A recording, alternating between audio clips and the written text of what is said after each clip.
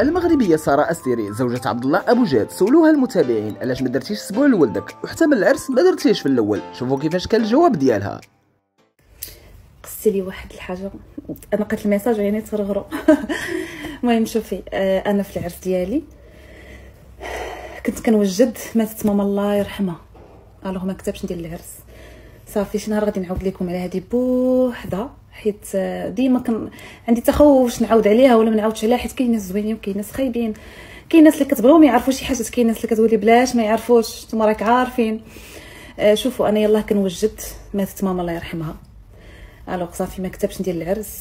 في الاسبوع ديالي طرات شي حاجه ما كتبش عرفتني ندير الاسبوع، وكتاب مازال ما فرحتش براسي ومازال ما فرحتش بوليدي، وكنتمنى ان شاء الله كنتمنى الا كتاب هي حتى الختانه ديال ولدي، هي حتى البنوته الا ولدت، الا عطاني ربي شي بنوته